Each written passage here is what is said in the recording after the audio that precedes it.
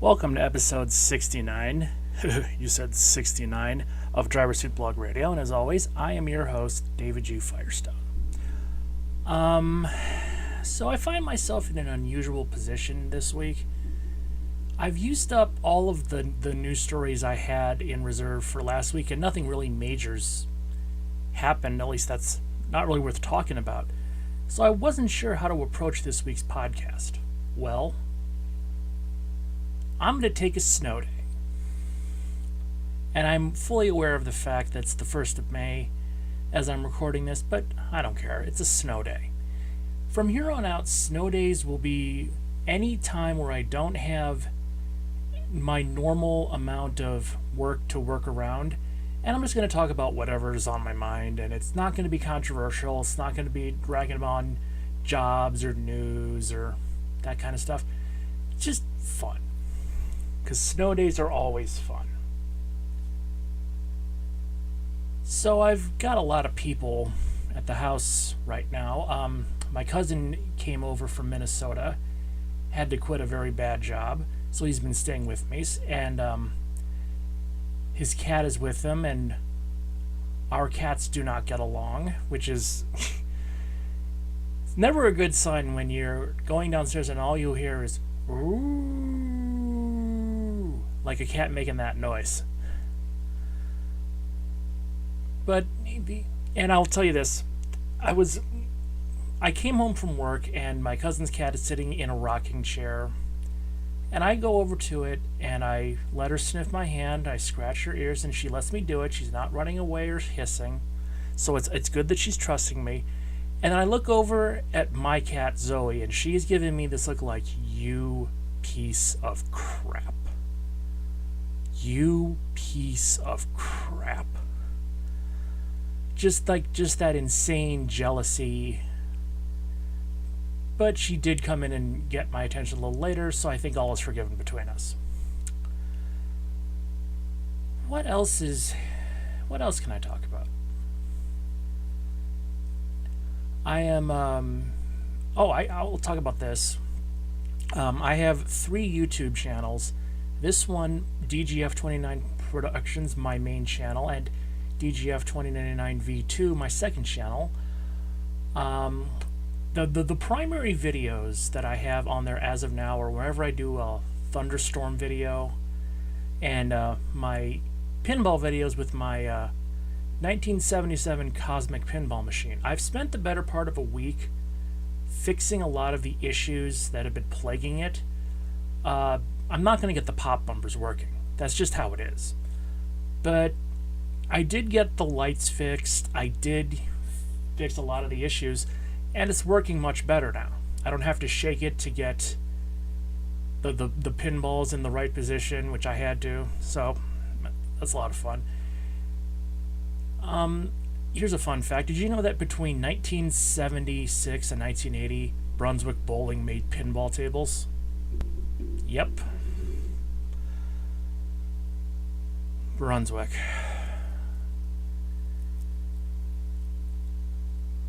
So I'm also working on another set of videos, which I'm not going to talk about just yet because I haven't gotten around to shooting the test videos yet. I'm about 80% complete, but I'm not going to talk more about it till I'm 100% complete.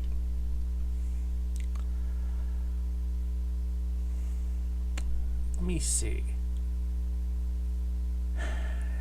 Yeah, I probably should have put some more thought into this, but I've just been running around like a headless chicken for the past week.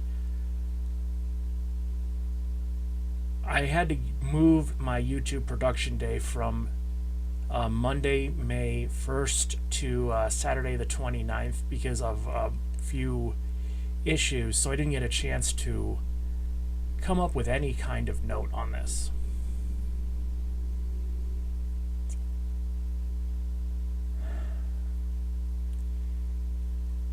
So yeah, just a little bit of insight into my existence at the moment. I'm going to pull up some notes here. Give me 1 second.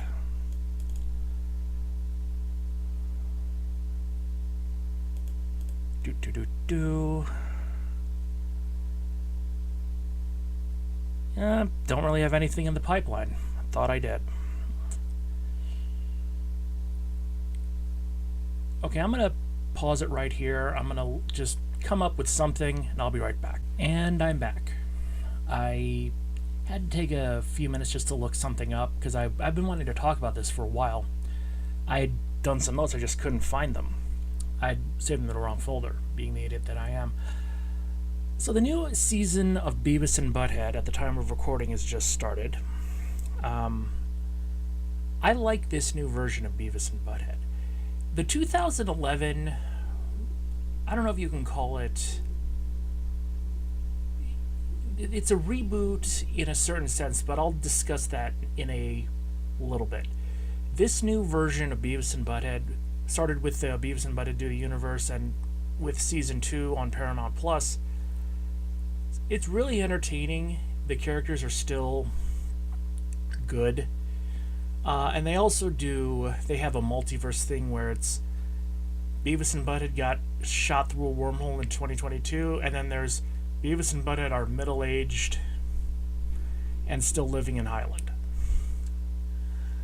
I like this. It's like the old Beavis and Butthead. It's kind of, it works. It's hilarious.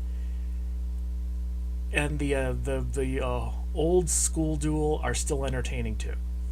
But I was thinking about this. So this timeline of Beavis and Butthead starts in 1998, just after the original series ended. They get shot to 2022, and now they're living in modern times. So what is the deal with the 2011 reboot? Is it still canon? Is it its own timeline? I don't know. And that's the thing. It was obviously Beavis and Butthead are still in their current universe, but it's been updated to include new things such as, Mike Judge said he was never going to reference social media on the 2011 reboot, yet he did. At least once, he mentioned YouTube. They were watching the Jersey Shore, they were watching the new MTV reality shows. But in this particular timeline, with this new series, it's almost like, was it a dream sequence? Was the 2011 reboot a dream sequence? Was it... I mean, and I understand that I'm probably thinking way too into this, but a lot of the fans are wondering too, so it's not just me. And again, I did sort of like the 2011 reboot, but it did lack some things. So I've babbled on enough. So what we're going to do now is I'm going to take a break, and then I'm going to debut a brand new segment that I've been working on. I'll probably have to come up with a replacement segment, but this is going to work, and I'll be right back.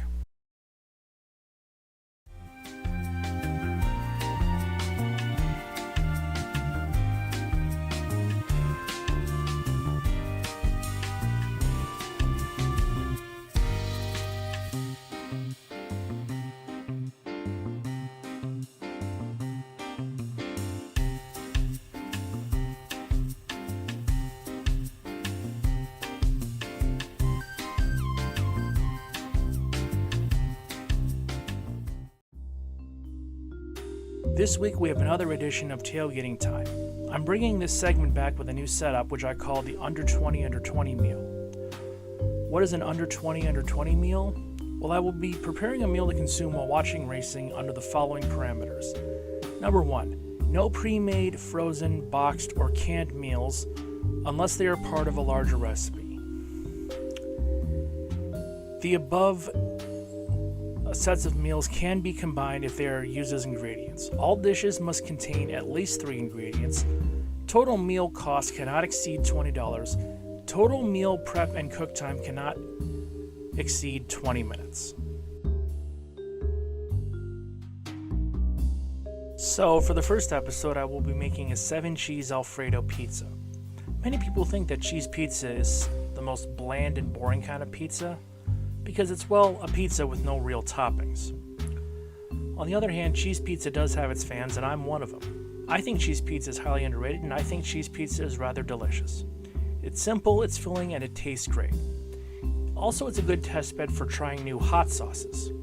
While it can be seen as one note, it can be jazzed up with new strategies.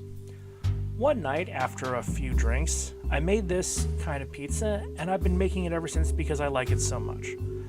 For this recipe, you will need the following ingredients.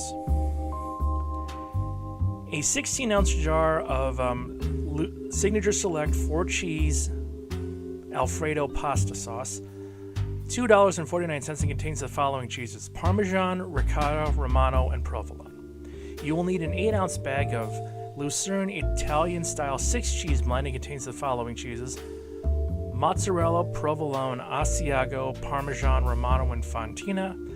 And for the last ingredient, you will need a 10-ounce Signature Select pizza crust. I went with thin because it was the only one available for $3.99, so we're very much under our $20 limit. Now, in total, between the sauce and the cheese blend, there are a total of 7 different cheeses that will be in this pizza: Parmesan, Ricotta, Romano, Provolone, Mozzarella, Asiago, and Fontina. Now, to prepare this pizza, you will need to follow these instructions. Preheat the oven to 450 degrees and spray pizza pan on baking sheet with nonstick spray. 2. Remove pizza crust from wrapper and follow instructions for use. 3. Cover crust with Alfredo sauce, followed by cheese.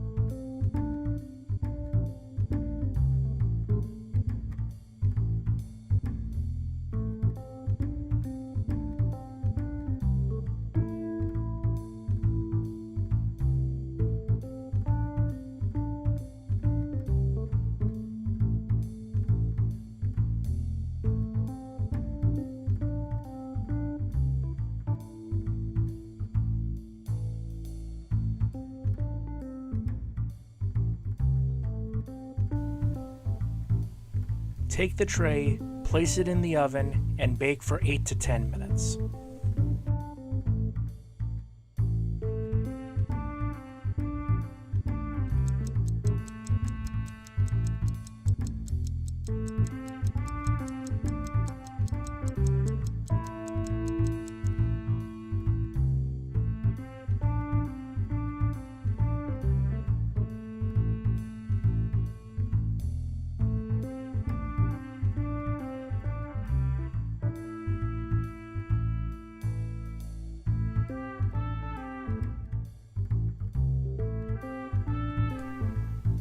This pizza will fill you up and tickle your taste buds. You will never see cheese pizza the same again after trying this, and neither will your guests.